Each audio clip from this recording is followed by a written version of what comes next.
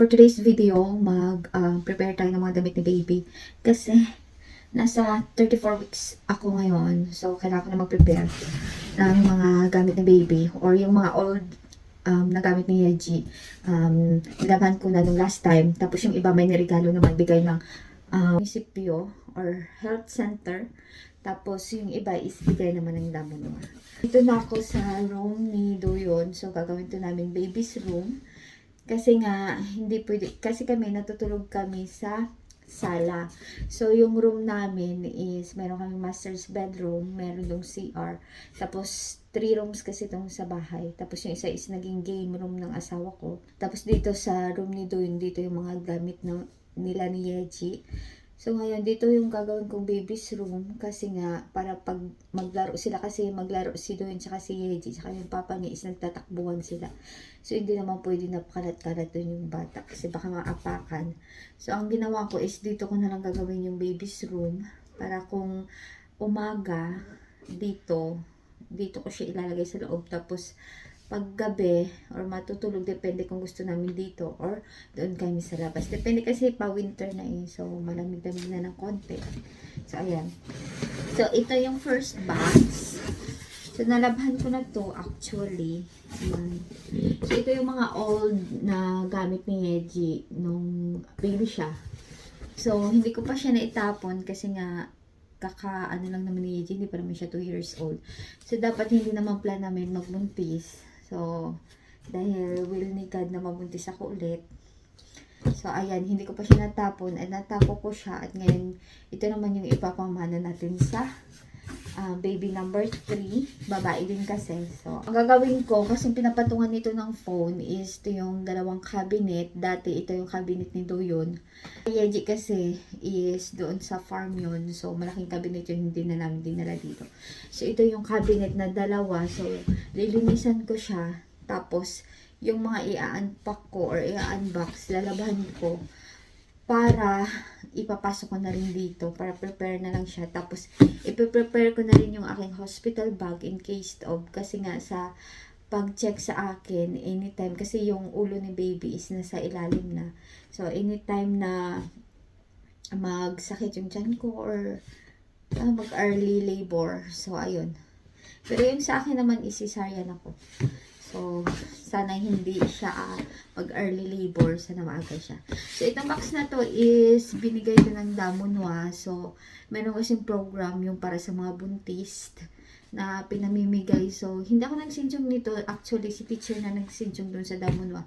Tapos, sinabihan niya na lang ako na kunin ko to sa Damonwa. Tapos, mag-fill up lang ako. Ayan ang box list. Ayan. Newborn diaper. Ito ko naman ang factory tsaka meron siyang dalawang pack ng newborn na diaper. So, ito is iiwan. Kasi sa hospital kasi dito, is hindi na kami nagdadala ng newborn na diaper. Sila na nagpo-provide. So, ang dadalhin na lang is ito yung damit ni baby. So, ayan, i-separate video ko yun pag na-arrange ko na lahat. Tapos, ito, blanket. Made in bamboo. Ang karamihan sa mga ano nila dito, nung dati kay Yeji din, made in bamboo din. So, ayan. Kasi naka-stock ko, hindi ko pa kasi nakabili ng ng pang laundry. So, ayan.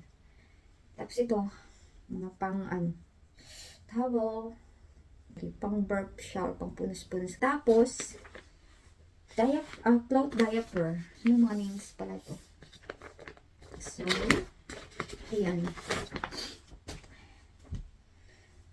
So, may mga lumapa ko nung kay Doyon. Ipapakita ko maya-maya. Diba? Yung braso isa. 2, 3. So, dito kasi sa Korea, madami silang binibigay talaga ng benepisyo pag so, wala na. Yun lang yung laman ng first box. So, ito kayo yun pa to sa unan. So, hanggang ngayon, ang unan ni Doyon andito pa, hindi ko na itapon. Kaya ba't tinatapon? Dapat ipapadala ko na sa Pilipinas. Yung plan kasi ko is, yung bayan ko kasi may anak siya na lalaki. So, ayaw niya ng mga damit ni Doyon na pinaglumaan. So, bibili sila. So, ang gagawin ko is, ipapadala ko siya sa Pilipinas. Tapos, yung pang winter, pag merong na ilan, ibibigay ko dito. Pero pag hindi, sinusuot naman din naman sa Pilipinas eh. Hindi naman siya super, yung mga yung mga padding lang talaga, yung hindi pwede ipadala sa Pilipinas kasi sobrang init na ng pag isusuot sa Pilipinas. Tapos ito, isang piraso lang to kasi hindi mo naman ginagamit to sa bahay. Hindi naman nagagamit to sa bahay. So, pang ano to, yung gagamitin na paglabas niya sa hospital. Ito din yung ginamit ni Yeji nung lumabas siya sa hospital. Lumabas kami sa hospital. Nice. So, ito pala yung pinakamadami ko. Ito naman is bigay ng health center. So, yung kanina is bigay ng damo na. Ito naman is bigay ng health center. So, dami namin towel. So, ang hindi ko magagamit talaga ng mga towel is yung mga old na siguro. Kasi ngayon ko lang nakita, ang dami pala namin towel. Yan, isa. Bigay ito ng, parehas lang sila ng brand na binibigay. So, ito yung gagamitin ni baby. So, yung mga bago yung ipapagamit ko, syempre. Tapos, yun. So, hindi ko na talaga kailangan ng mga old siguro. Pag tatanggalin ko lang yung old, pero lalaban ko, isasabay ko na lang sa hindi naman. So, yan. Tapos, meron siyang oil. Walang, ito. Apat na pack. Para mas maganda yung binigay ng health center. Kasi binigay siya, umpisa pa lang nung nanghingi ako ng 2 months. 2 months? Oh, 2 months na yung dyan ko. Nanghingi ako ng, kasi dito, hihingi ka ng mga vitamins na Basta vitamins na para sa, dugo, diba? Towel siya. Towel na baby, cute. So, ito is, yung last one. Naman to. Hindi siya like Pure Nature. Dami pala naman.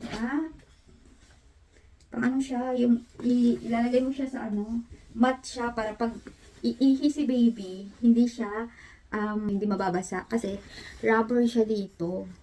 Marami silang dinisplay na mga newborn clothes doon. Hindi ko na kailangan kasi ng newborn talaga kasi sobrang dami na. Tapos, ito, yung kinuha ko na lang is yung cup kasi maliliit siya na cup. So, mas maganda siya sa newborn. May isa pa niyan yung black, di ko alam kung ano siya nalagay.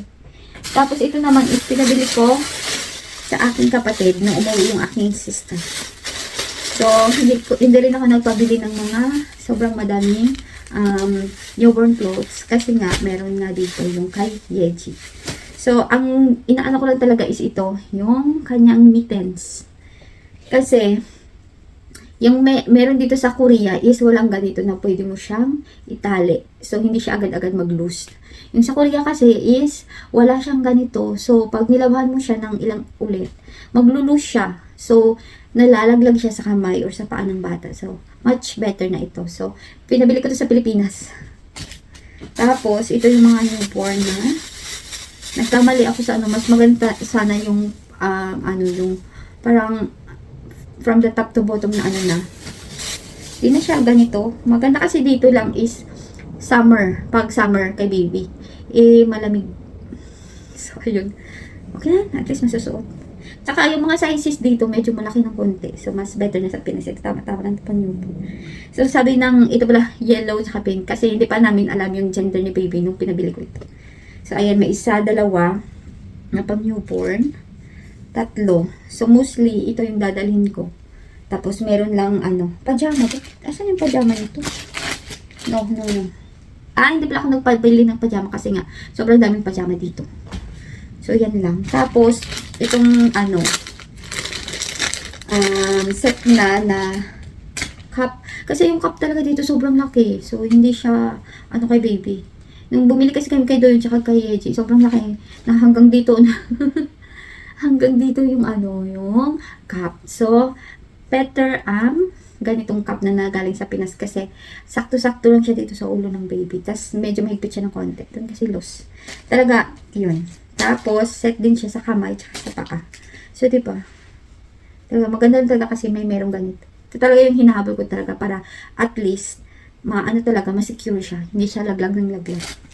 So, ayan. Meron pink, blue, at saka yellow. Yun na yung video natin for today. Salamat sa panonood. Annyeong!